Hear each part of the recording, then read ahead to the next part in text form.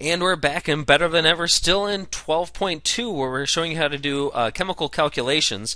We've already introduced you to the idea of the mole ratio. But here's the deal. Since we cannot directly measure moles, we often have to measure the mass of our reactants and products. So you're going to be doing some extra calculations to go from one substance to another. All right, I'm going to go over a couple of diagrams that is in your textbook. I want to go over those in case that's a good way for you to learn this, and then I'm going to actually show you how I think of doing these calculations.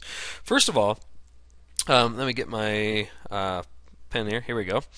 With this particular diagram or picture, all they're saying is that you're going to have to go from some given quantity to some wanted quantity, and they use a G to denote the given quantity, they use a W to denote the wanted quantity, and then they use the letters A and B as the moles of each. Okay, so as we scroll down here, what happens is you're going to find the mass of your given quantity. Usually you weigh it before you start the reaction. So how do you go from mass to moles? Because in order to change from one substance to another, you have to use the mole ratio. So before you do anything, you have to change anything that's given into moles. Now sometimes it's already in moles. If they give you a story problem, sometimes we'll give it to you in moles. But if it's not in moles, you have to change it. So how do you go from mass to moles? Use the molar mass. So you're going to divide by the molar mass, which is this step right here. Now you're into moles of your given quantity, moles of G. If you want to go from G to W, from your given to your wanted, you got to use the mole ratio, which is going to be B over A. You have B moles of W over A moles of your given. Okay, that effectively, if I cancel out my units here, I've canceled out of the mass in grams, I was into moles. Then I cancel out of moles of G, and I'm into moles of W. And then on the back side of this thing, you're going to take your moles of your wanted quantity and change it back into mass. How do you do that? Using the molar mass.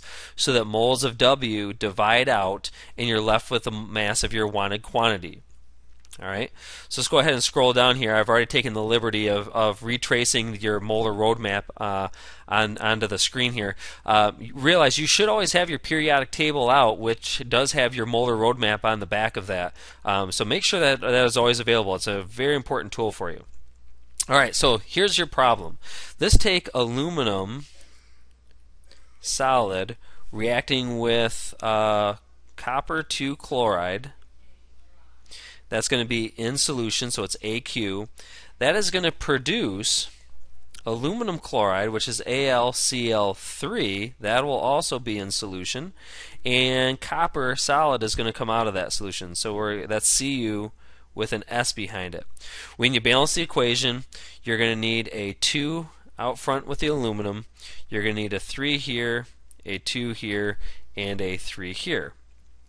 Alright, so now you have 2 aluminums on each side, you have 3 coppers on both sides, and 3 times 2 gives you 6 chlorines, and 2 times 3 gives you 6 chlorines on the product side, so you're all set.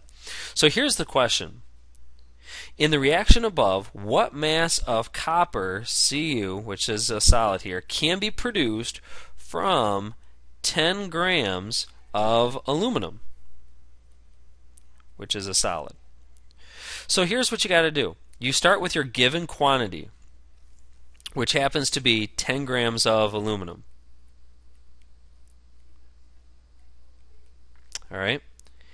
And now you're going to have to go, before you do anything, change that into moles. Well, how do you go from grams to moles? Well, I'm looking at my molar roadmap over here to the side. You have to use the molar mass. So just changing into blue so that it's consistent with our colors over there. We are already in grams of aluminum, so you have to put grams of aluminum on the bottom. If you look at the periodic table, aluminum weighs 26.98 grams for every 1 mole. So you're dividing by the molar mass effectively. The grams of aluminum divide out, we're left with moles of aluminum. Alright? Now we can change over to our copper. Once you're into moles, you can change over. So we want to go from aluminum over to copper. So it's going to be a 3 to 2 ratio. Now how do I know what goes on the top and what goes on the bottom? Well, if I want to get into copper, you want that on top. Because I'm already in aluminum and I want to get rid of that, I need to put that on the bottom so that the moles of aluminum cancel out. Boom, boom. And now we are in moles of copper. The question asks for what mass of copper, so we're going to need to change that back into grams. Well, how do we go from moles to mass? Use the molar mass. Take a look on the periodic table. The molar mass of copper is 63.55 grams per mole. So grams of Cu over 1 mole of Cu. The moles of copper divide out top and bottom. And now you're ready to do the calculation.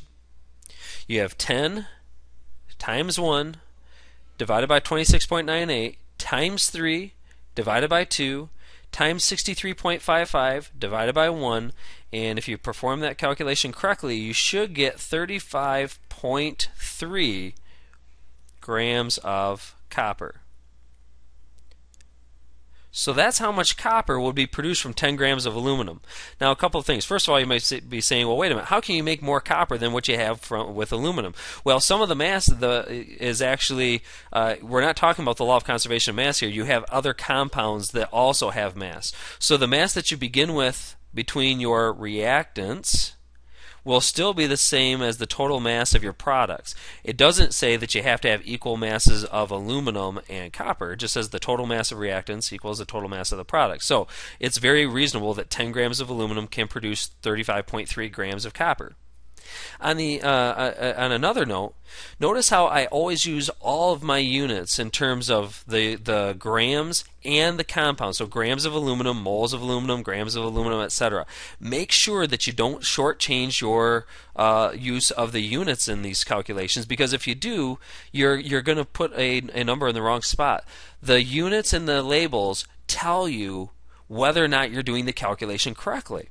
And so if you use all of those, by the time you're done with the calculation, if you have all of the units canceled out properly and you're left with the final unit that you're looking for, you have a pretty good chance at being correct with that.